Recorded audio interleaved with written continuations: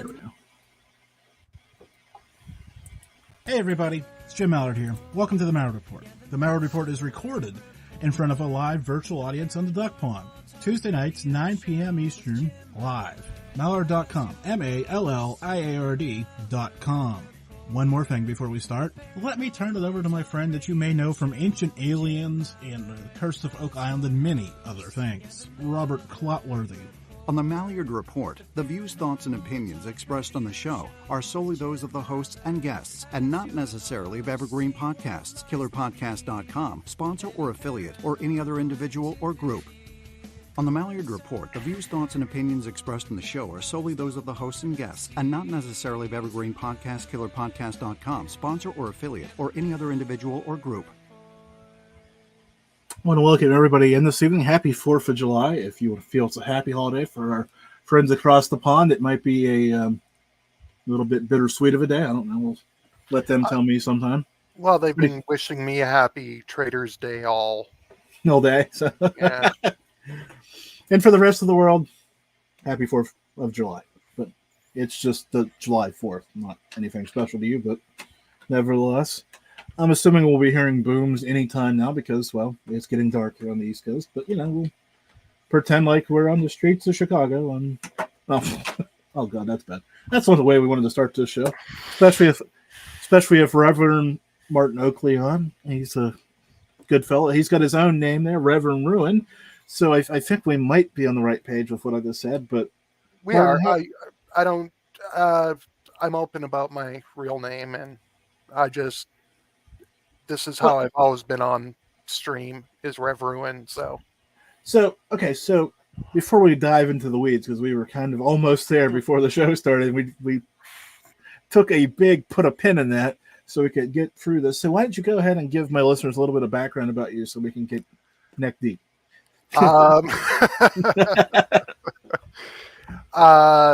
Reverend Ruin Martin Oakley. I was a pastor with the Assemblies of Jesus Christ, which is oneness Pentecostalism. Left that. Then started really just searching for truth and everything, and kind of overcorrected, ended up going way towards atheism. Now I'm kind of middle of the road. I'm a universalist. I believe that, and a pantheist, because some people get universalism and pantheism screwed up. Pantheism is the belief that the entire universe is God, and all the gods and such are like avatars of the universe or co-divine.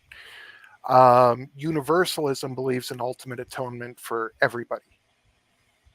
So, that's just in a nutshell. Spent my, 40 years in the wilderness, crammed into about 10, and recently came out of it. So we'll slowly starting to get back into things. We'll slowly unpack some of this, but I guess we got to start with, when was that moment that you realized that you needed to go on that walk out into the wilderness? When what I was reading wasn't, because you got to understand that when you're in the ministry, you're confronted with questions all the time. And sometimes you don't have the answers. And, the cliched response is, I don't have the answers, but I know who does. Or, the Bible said it, that settles it, that kind of stuff. And I myself wasn't satisfied with these cliched answers. So I started digging, and I started reading. I've read the Bible cover to cover several times in my lifetime now. And I started to really go into the theologies and doctrines that are in there. And the more that I read, and then I started turning to the apologetics books, like The Case for Christ and stuff like that. And the more that I read, the more questions I had. Nothing was adding up. From the apologetics books, I'm starting to go like, wait, this actually doesn't logically follow. And then I started to really just start to search for original language, doing word studies on how it appeared in the Bible, and just basically just ended up disproving the majority of my beliefs at the time. And it was just, it was time for me to take the time to really start searching things out. And, it was this gradual process over several years. And then finally I realized, hey, I'm in this, what I call now the wilderness, but not everybody would call it a wilderness experience. I do, because of, there's a definite callback to the evangelical Christianity. As I say, I had I just forgot his name. The Naked Pastor on a couple weeks ago. That's how we connected. And we talked a lot about deconstruction, which is 6 1/2 dozen of the other, what we're talking about right here. That's exactly it, is that, I didn't realize at the time that I was deconstructing my faith. And I'm going to paraphrase, what's his name? Mark Twain. It's not the verses of the Bible I don't understand that trouble me. It's the verses I do understand. Exactly. Exactly. And as you go through and start to really, I had never been exposed to Dawkins and Hitchens and other, atheist writers or the other side until I had already started this deconstruction process. And like I said, I overcorrected and went completely into Hitchens, and I still love Hitchens' work. I mean, Christopher Hitchens was just hilarious. He was great. But, then I started to see some issues with his arguments, that he had more rhetoric and wasn't always getting facts right. So it's just like, you start kind of looking at stuff, and it just, little bit by little bit, things start to change in your life, and it's pretty cool. So since I referenced the Naked Pastor a few minutes ago, you're also an artist to a different degree, though. Oh, yeah. He does more spiritual Christian stuff, and you do more. What do I want to call?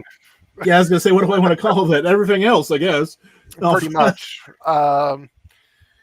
I'm a classically trained illustrator. I'm a massive, massive comic book and action figures sci-fi fan. As you can see, my collection kind of in shadow behind me. So, it's my original dream was to draw comic books. Now I'm just happy to be able to get a piece done that I can look at and feel proud of. Well, I've seen a bunch of your stuff floating around on your website. It's all pretty good. So, but your expectations are pretty high for what you do, though. Oh yeah, and every artist, every writer, anybody who's creative is their own worst critic. And it's just like, at least I'm not ashamed to show my work. And I don't feel that anymore. I mean, there was a time that I did. I mean, I probably got 500 pages of drawn out comic book stuff that will never see the light of day because it's bad. So when you pass, we're going to have the deep vault. We're just going to sell all the stuff, and you'll be a posthumous thousandaire. That works out to about $10 instead of pennies. Well, I'll buy you a nice rose for. I don't know. By that, at that point, I could, maybe my son can buy himself, two things of those microwave burritos. Oh yeah. Hopefully, it's still the dollar and a quarter tree. Then you could actually get somewhere. Oh, it's not anymore already. I know it's getting ridiculous, isn't it? Dollar Tree Plus. What? Okay, Yeah. So you guys are now you're both owned by Family Dollar. You're both basically Family Dollar now. Just change the sign, get over with. Yeah, it's remarkable. It's the marketing of it all. And then you see the two of them side by side, and then the Dollar General right around the corner. I'm like, what is this? Some sort of turf war I don't know about? They're both owned by the same over corporation. Get you coming and going. No. They're both owned by the same people. Come on. we're all owned by the same people. Oh wait, that's a conspiracy, and that's a whole other show. That could be a fun one. Yeah, I was gonna say. Doing spiritual stuff this summer. Stay in the guidelines, son. Don't dabble out there in the wild conspiracy world. Oh wait, we can bring a lot of conspiracy into the spiritual. Trust me. Well, I've been looking, and I've been told to stop looking, but that just encouraged. Well, it wasn't officially. It was one of my listeners told me to stop looking because I've been looking into Scientology. Oh. And I'm trying to find somebody who was willing to talk about it, and unless you're huge, you're not gonna. I know, but there's somebody out there putting it out to the universe. I mean, as my stream goes down, the lights go out in my house. No.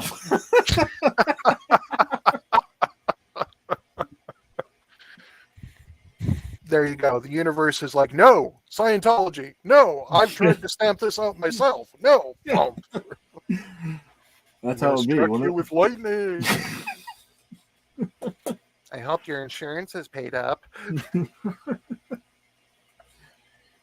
Years and years ago, on a different show that I did when I first got into this whole mess, my co-host called, what was her name? The lady from Westboro Baptist.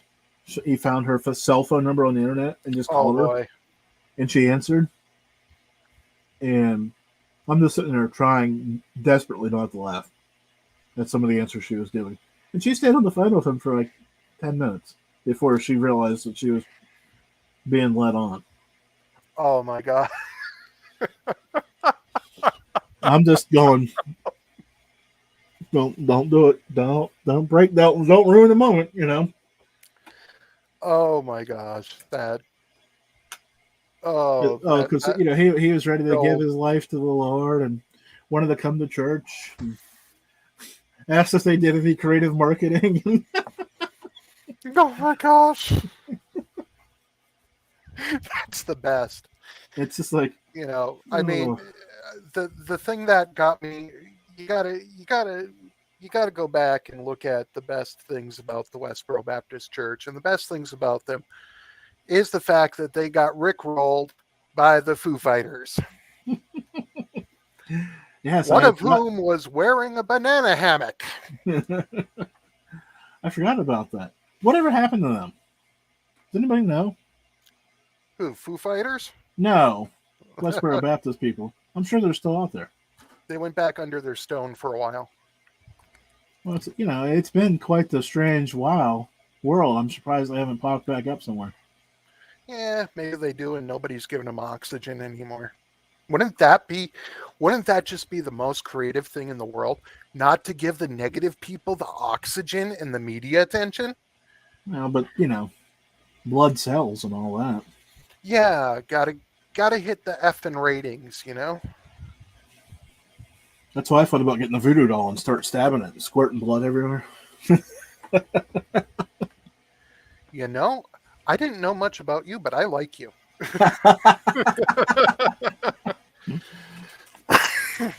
No, but we've kind of dabbled around spiritual conspiracies, and I think the church conspiracy. Well, I'll ask you, because you were in this boat, right? Mm-hmm. Why is the church failing? The big C church. Not your church, not any local church, but the big. Because they're not fulfilling the needs of the people. Because they've gone so far into these different aspects of conservative evangelicalism that they are pushing more people away than they are welcoming. They do not help the poor. They do not help the homeless much. it's a really sad state of affairs when people are leaving these churches in droves because they're not preaching the gospel, which is ultimately love. Okay. The gospel to me is not about sin and stuff like that, because ultimate atonement. The gospels are about love, and God is about love. There's a Greek word, agape, and it means unconditional. And Paul uses this, and Jesus was translated as using the agape love, which is unconditional, which means don't care who you are, don't care what you look like, don't care if you're dressed in a Golden Girls t-shirt or I thought not. that's what that was, but I wasn't sure. So, It don't matter. You're welcome at the table. You're welcome at the church. And that's what we need, is these more universalist, egalitarian, if I may use a $5 really, word. oh my gosh, that's a $5 word, all right, I tell you. Egalitarian. Sounds horrible, doesn't it? No, it just means that you believe in equality for everyone. We can't have that. Sorry. Oh my gosh, why is that just such a wild idea in the 21st frickin' century? Because the media wants us to be divided. Politicians want us to be divided. There go your institution. The tribalistic nature of humanity is being stoked up, and has been since Trump started running for president. I'm sorry, I don't care who I offend with that. I don't give a shit. I think it even started before him, but it definitely, he poured gas on the fire. We were starting to, but he's the one that really endorsed it and was like, hey, we can be out in the open about this. Yeah, well, even going back to Obama's birth certificate, right? That wasn't even, that was before. Well, yeah. Well, that was the QAnon stuff and everything. So, hey, you got to remember that Q started during Obama's second term, I believe. Hey, I'm a fan of Quack, okay? Not QAnon. Let's get our abbreviations right. But the country's always been polarized about different issues. Well, that's because our leaders, and including especially those leaders that are in the church and in charge of our religious stuff, is like, oh, we have to do this. We have to do this. This is not a good policy because it's not against God's word. Okay, well, seems your God used to endorse this. Seems like most of y'all used to endorse this too. What does it say about that? Better a millstone be hung around their neck. Oop, wrong passage. This one's got an ass that talks. Mine does that after I have those microwave burritos. Yeah. Well, then what kills me is, which version of God's word are you referring to? Are we talking about the Tanakh, the Torah, the Pentateuch, the Old Testament, the New Testament, the Apocrypha, the Gnostic Gospels? Yeah, or the Bhagavad Gita. Or the King James, or the original Greek and Latin, or the New International, whatever. I can't even remember the last one I read. Revised. International Revised Standard, American Standard Edition, whatever. Yeah. when you pick up the Bible and the version name is 8 words long, you go, wow, that must be good. They figured out a way to jam all that in the title. And here, I when I was young, all they had was Holy Bible. Yeah. And that was it. You were lucky if you got footnotes. Now the commentary's thicker than the Bible. It is. That's the thing. Like, it is just so. And then you talk with a rabbi and you find out that what we've been taught as the Old Testament and Judaism actually isn't. Oh no. What will we do if Like, if none of this is right? If none of us is right, maybe all the religions have a piece of the truth, but not the whole truth to themselves. So maybe you should study as many as you can to pick out those little tiny nuggets. Or maybe if we just treat each other well. Well, that's just too easy. Oh, you mean egalitarian? No, I can't say that word, so I don't mean that.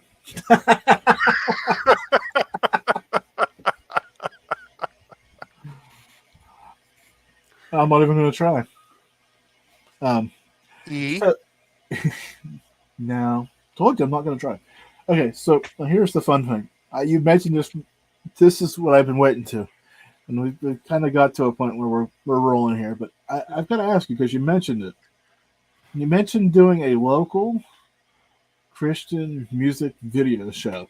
Yes, I was a VJ. I had a picture in my head when you said this, but I'm sure it's 100% accurate. But go ahead and fill me in. Me at the age of 18, holding a microphone. Yeah, and you might want to cover your ears for this next one, because it's some of that Christian thrash metal that I really get down to. No, actually, I was a little bit better than that, but it was definitely horrible. There was wait, time out. Before we got to define where is local. Local access cable. Which area of the country is we're talking about here? I guess is what I'm drilling towards. Upper Peninsula of Michigan.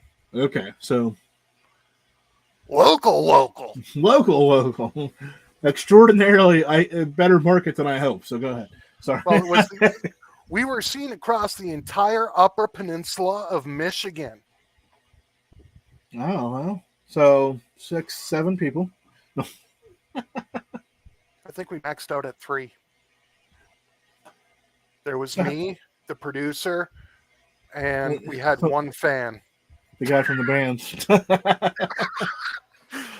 No, because here's the thing, okay? Because this was back around the time that there was kind of a Christian music explosion in the 90s. So we're looking at 97, 98, somewhere in there. And there were all these different groups from ska, you had techno, you had hard metal, hair bands. You had it all. I mean, come on. We had Striper, for Christ's sakes. Remember Striper? No. They were they were basically Twisted Sister, but Christian. And they dressed like bumblebees. Maybe it's starting to come back to me a little bit now that I have that visual in my head, but I'm hearing it. Long hair, makeup, even though it was understated makeup, the Black and Yellow Attack, that was it. You had Matthew Sweet as the lead singer before he went out on his own and then got drunk, got resaved, came back, and started the cycle over again. Well, we love a good, what's the word I'm looking for? Look for a good recovery. That's not the word I was looking for. So this show, you'd think there really wasn't that many Christian music videos, but there were. And we got sent the old 2-inch tapes.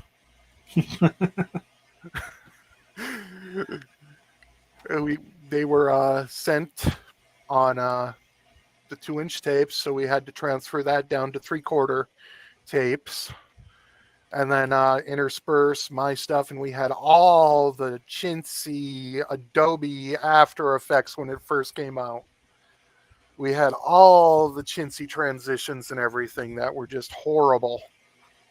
It was a 80s show in the 90s that belonged in the vault. You're just mad that YouTube wasn't a thing and there's no copies of this left. They got Man, lost. I think I burned the last copy myself. Got lost to time in space. I don't want to see that ever again, and I will not say the name of the show. I've got good news for you. It's floating around in a satellite coming back around from the aliens. They're going to zap it back to us. Oh, geez. Edge Cuts with Martin. Can you imagine all the bad stuff coming back to us? Oh, man. That's what the aliens really need to do to us. Send us all the horrible TV that we've exactly. ever made. Override all of our satellite signals with just the horrible TV that we've put out, like MTV in the early 2000s. Okay, that was some horrible stuff. You mean everything since post like 2002, right? Whenever that was, when they started. Even prior to that, they were starting to do a lot more of the shows and stuff, but they were doing this transition. I think it took about 4 years for them to fully transition. Yeah, do they play? They don't play any music anymore, do they? Do they even still exist? Oh, I'm sure they do. Probably. In some form. I've got no idea, but they're not music television anymore. They're media TV. Oh, I think they play ridiculousness with Rob Dyrdek 12 hours a day now. Pretty sure. So, in other words, it's the ninth circle of hell. Something like that. I don't know. As long as it's not Jersey Shore. Oh, come on. Jersey Shore was an amazing show. Hey, Snooki had it when she was in the ring at WrestleMania, okay? Oh, wait. So you're a wrestling nerd, too? Oh, absolutely. Absolutely. Okay. So we're going to ask this question because I feel somebody would hate me if I didn't ask this question at this point. So, favorite wrestler? Sting. Ooh. 90s Crow Sting. Yeah, it's just gonna. As I said, Sting covered the gamut there. Good guy, bad guy, all the above. It was when he was feuding with the NWO, and he was that scary dude up in the rafters, totally ripping off the Crow by James O'Barr. But well, everything's a rip off of something else at this point. Oh, absolutely. Right. Is there a truly original idea anymore? Or is it just a creative way to put two ideas together now? You know. Yeah, I think everything's creative. It's just a matter it's not new though, but that's okay. And then since you mentioned sci-fi, since we're off the rails, well, on the rails but off. Tell me, Star Trek, Star Wars, Trek, all the way. All the way. Mm-hmm. I mean, I like Star Wars for what it is. You know, it's actually getting better now with like Mandalorian and the Obi-Wan show and Andor. You know, the shows are better than the last movies have been. So. But I think this is where it gets fun, to the point we were just talking about how everything's not new anymore. Mm-hmm. They keep, what's the word I'm looking for? Beating the hell out of a good horse. I mean, Star Wars was good. They had 9 films, and then they said, you know what we need? 100 more. They had 6 films, and then they did this sequel trilogy, which puts it up to 9. Which I actually enjoyed them. I like them, and people are like, "Oh, but Rey is such a Mary Sue," and I'm like, "Really? She's not." You know, just actually watch the movie without your anti-woke glasses on and enjoy it for what it is. I don't know if we can do that though. Not with people like Trump around who are just like, I'm playing an air accordion. I think it's a polka tune. Yeah, that's what I'm going to do for the rest of the show, is every time that I talk, I'm just going to make random air accordion. Well, I told you I quit doing that, right? So I didn't hit the microphone anymore. So Of course, it was just this right hand because I'm right-handed. So, I mean, I got my microphone right here. I'm not going to hit it. oh, you wait. The moment you do, I'm going to die. I'm just going to fall this chair laughing. Unlike the night, I've told this story before, but the listeners, you're new, so that's okay. I told the guest, I talked to him in a minute, play the intro music, right? And I decided to finish this pack of M&M, peanut M&Ms, right? And throw it back and start chewing. And then I start choking. And I'm like, oh, God, I've got, my window's running over, like trying not to die on air, right? Like the guest would be there like, he was here a minute ago. Where'd he go? Are you okay? Is everything okay? I'm there. So I've moved my pre-show stack forward now, so I don't have to worry about that. Yeah, that way you don't actually die on stream. Well, It'd probably be your most popular video. I was gonna say that clip might be the one that goes viral though, but exactly. Host chokes to death on peanut M&M. Film at 11. Yeah, M&M ad at the bottom. There you go.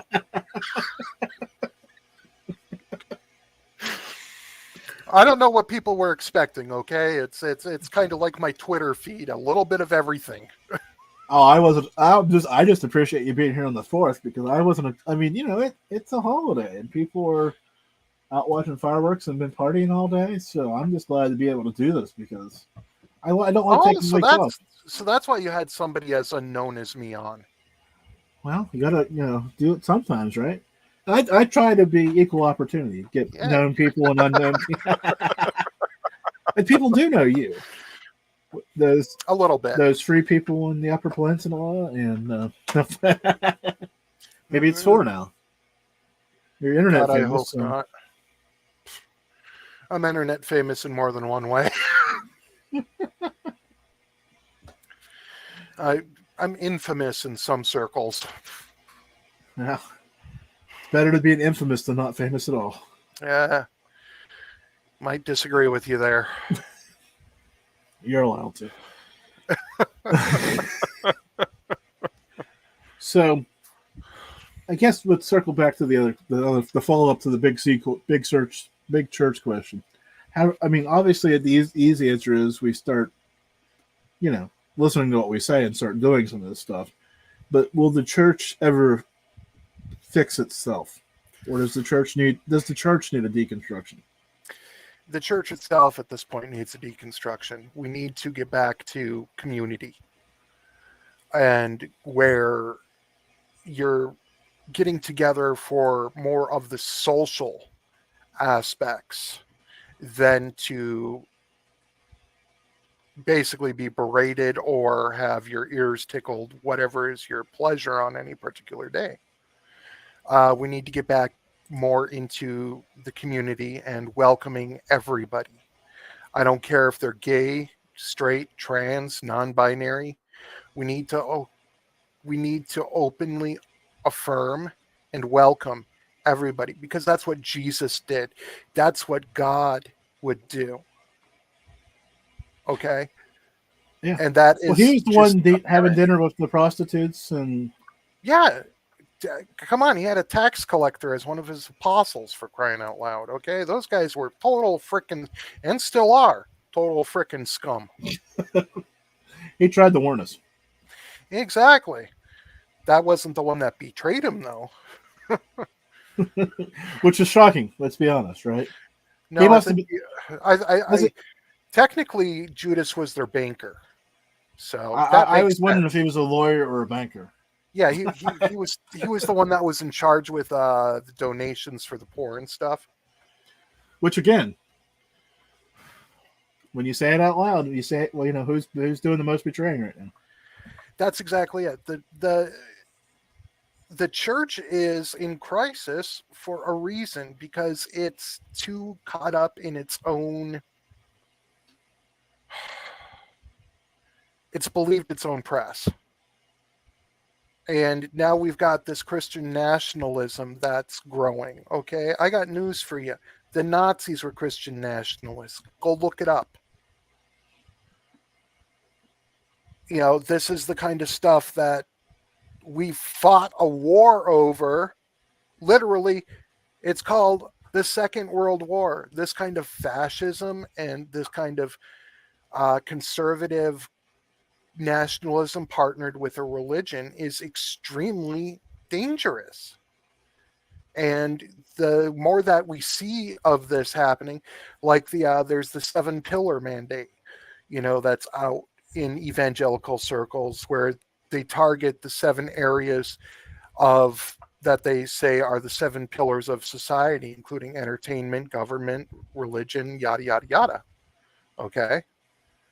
So that is all part and parcel of this Christian nationalism agenda to basically become a theocracy. And that's not a conspiracy. You just need to listen to these evangelical preachers who are spouting this stuff from the pulpit. You just need to look at the MAGA crowd and how they're pushing for these things. And I am currently somebody back there is playing with a laser light and having the cat attack my feet. As I see that I was trying, you could see just enough to wonder what was going on back there. No. She had, where are you, you little goblin? That was my fiance deciding to do a run-in. Well, that's good. We like run-ins and live, right? Exactly. You don't get that on the recorded podcast because you get that all cleaned up, and But I love the live aspect of it. Oh yeah, anything can happen. Anything can happen whatsoever. Now I'm nervous. Now I'm like watching here on my, over here on my, there on my screen. Meanwhile, I'm trying to look at you and talk to you, and I've got my chats on the other side, and the camera's in the middle. And every time I go back and forth, I catch that camera in my eyes. I'm like, I don't want to see that. Bad enough I have to see myself, let alone see the camera. Exactly. Well, my camera's right there. It's right on top of my monitors, so I can't avoid but seeing it because it's right there. Thinking about upgrading to a 32-inch TV or something instead of these two 16-inch monitors. I don't have enough space. I wish. But I can wish about things too, but wish in one hand, crap in the other. See which one fills up first. Holy crap! I'm actually watching my language for once. I was gonna say, wow, what was that all about? I think I said shit twice now. Does and now anybody I'm know starting to sound like I'm from up here in the UP. Well, it's funny because I normally have a bunch of Canadians that listen, so you're like the missing sister. You're kind of Canadian. You're kind of the United States. Oh, I can hear a little bit of it. But I'm wearing my push-up bra. And this is where Jim realizes that he never should have had me on. Well, that was 10 minutes ago. So now, so if the cat comes back, you're supposed to show the cat because now we're interested to see it. Okay, honey, can you bring me the cat? Side note. Okay, so I don't know where either of them is right now. Either of them? Yeah, I don't know where the fiance is or the cat. Oh, well. They're that way. I have a sign by my front door. Husband and dog are missing. Reward for the dog. So I understand. What was that one that I saw? It was something along the lines of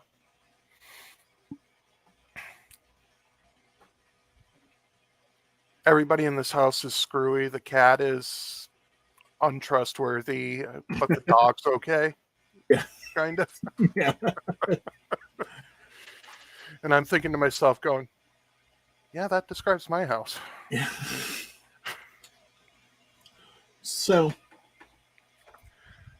I was going to ask, I had something great up here. No, not really. Something mediocre. Lower the expectations, right? Lower the expectations. Oh, so I was going to ask you. They couldn't get any lower. I'm on the Mallard Report. Hey, trust me, it could get lower. I've been on some shows where we were 7 minutes in, they took a commercial break, and I was like, man, this thing's taking forever. I'm wondering what they're doing, right? They were playing Heard It Through the Grapevine, the long version. It was like 12 minutes. No actual commercials, just this 12-minute song on a half-hour show. And I'm like, wow, this is phenomenal use of my time right now. So 12-minute song, half-hour show, that left them 18 more minutes of live. Yeah. What? Minus the 7 they started with, so that left them like 11 minutes. I thought, by the time I get, going, they're like, we're going to break. I'm like, oh, okay. And then the icing on the cake, you'll appreciate this, having done this. They say to me, go ahead and finish your thought from before the break. I didn't write it down. I thought you were the host of the show. I thought exactly. It's like the host is supposed to write cheaters for when they come back from break. Like I thought we went to break, we were done. I'm not exactly. I can't remember. Oh God, yeah, I don't. Yeah, I think we're good. If it comes back to me, I'll circle back around surely. No, I was going to ask you. We were talking about live things, and you ever have one of those moments from the pulpit where things just you wish they were taped and recorded so you could edit that out?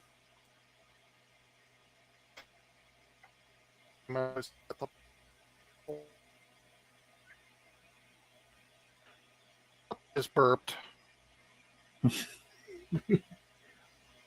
Everything just burped on me. It's yeah, just yeah, the Scientologist son, I figured out which line was mine. just in case, right? Damn you, Miscavige! We haven't even talked about how horrible that thing is, but no, I was asking, have you ever had a moment from the pulpit where you wish you were tape delayed so you could edit it out? Yes. Okay. First time I ever was really going to preach.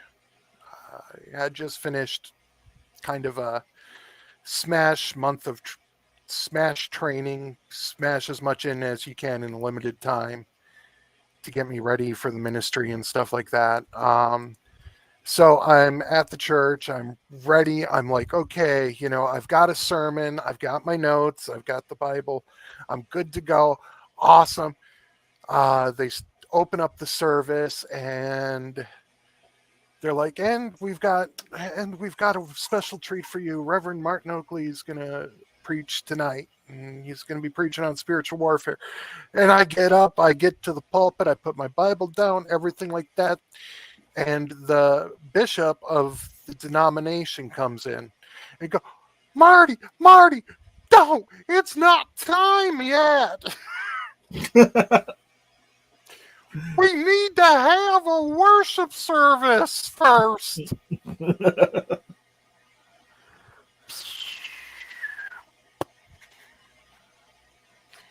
So then I get up to actually preach, and it's like, yeah, don't pray that this will be a humbling experience for you, because God will absolutely listen. I was just mortified. So that's about the only time that it really was like tape delay worthy, where it's just like, yeah, that didn't go as planned. The rest of the time, tripping over a mic cord or an amp or something, Oh, well. I mean, that's just because I'm a klutz. I believe that I tripped over a dime that I myself had dropped on the floor earlier. Yeah. It happens, especially to the best of us. And one of the things that is kind of fun is that one of the things that I used to do a lot was illusion. card magic, coin magic, little something called a Balducci levitation, things like that. And I work that into my preaching style and everything. So I do a lot of what's called street magic along with everything else. So I was gonna say that'd be great for a kid's sermon, right? You could. well, it's good because the adults are trying, the kids are like, oh my gosh, this is awesome. And the adults are like, I wonder how he did that. Let's see if we can figure it out, Cool. That's what you want, right? Both your attentions. So, yeah, I mentioned to you earlier that we talk about the spiritual and the paranormal stuff, and you said you're fair game, so we're going. Oh, absolutely. We kind of been teasing around, having a fun chat, but we got to talk about angels, because everybody out there knows that angels are the big problem in the world. Oh, wait, right? Oh, excuse me. I meant demons. Sorry. Sometimes these notes that I handwrite are just kind of, somebody should type my notes for me. Well, the fun thing is that angels and demons are basically the same stock. They're just messenger. They're the same thing. They're the same stock. I'm going to ruin somebody's evening right now. Go search biblical angels. Have you ever done that? Oh, you mean the cherubs? Yeah. With eyeballs and everything. Yeah. Not the version we see anymore. Okay. What we call demons. Well, if you go by the Bible, 100%, which I don't. I think that it's got a lot of truth in it, but I think it's got everything that's necessary to understand atonement, and that atonement has been had. But I also look at that and go, there's an interesting little thing here about Lucifer rebelling and taking a third of the angels with him. Then it's talking about the angels laid with man, and so you're kind of getting the gist of where I'm going with this. The demons in a lot of religions are half angel. Yeah. So I'll go with that. And okay, so I'm going to tell you a little personal story. I'm going to keep it short.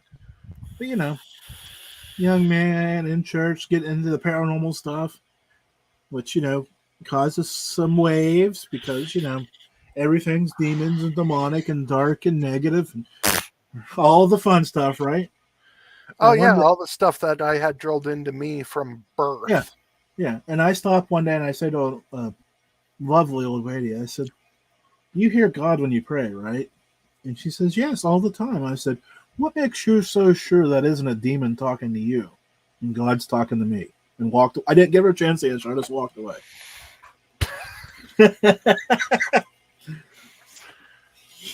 You are awesome. And but to say I stopped hearing all those chirps from everybody at that point because apparently word got out that she had some questions and she didn't want anybody else to have those questions. Exactly. And but the whole thing of it is that the Bible says to test the spirits. Yeah.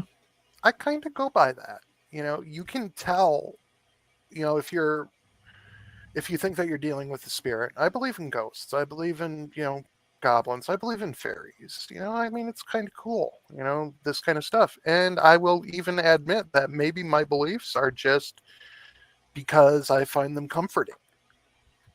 But hey, if that's it, then that's it, and if other people can find comfort on the spiritual path that I'm on, so be it. Awesome. I'll be glad to talk with them, but I'm not actively looking to plant a church or anything like that. Well, and here's what I'll say.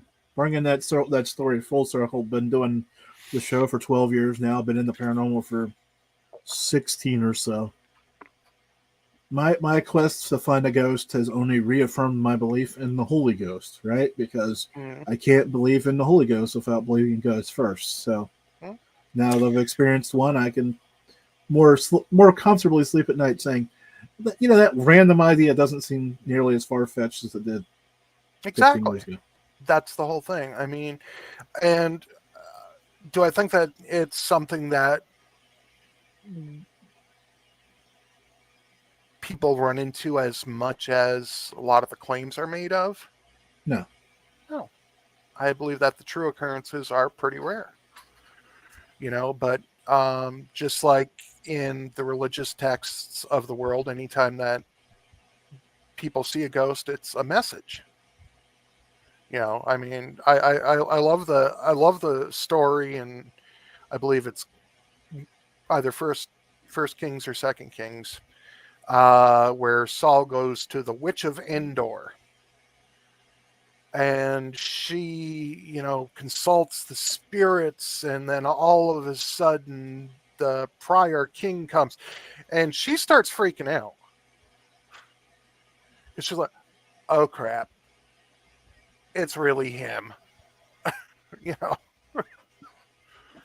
And it's just kind of one of those kind of funny stories where it's like, sometimes you might not want to go down that direction. Do I think that ultimately it's going to harm people being ghost hunters or into hunting paranormal stuff? No. I don't think that they're trucking with demonic or anything like that. Well, some of the people are. Oh, wait. Shoot, I didn't say that. Snip, snip. 51:35. We got to edit that. Oh, it's live? Shit. No. Oh, wait, there's demonic people in every organization. Exactly. Oh, no, I said that too. Man. Yeah. That's exactly it. And they're the ones that cause chaos. That's their gig.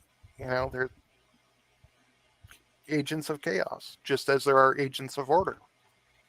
And back to your test the spirit. You kind of danced around this earlier. God definitely has a sense of humor, and sometimes you need that joke to come out to validate any information you're getting. That's exactly it. And God absolutely has a sense of humor. Look at the platypus. Look at the penguin. I hate penguins. I have an irrational hatred of penguins. Oh, glad this show's almost over because it was just. Oh.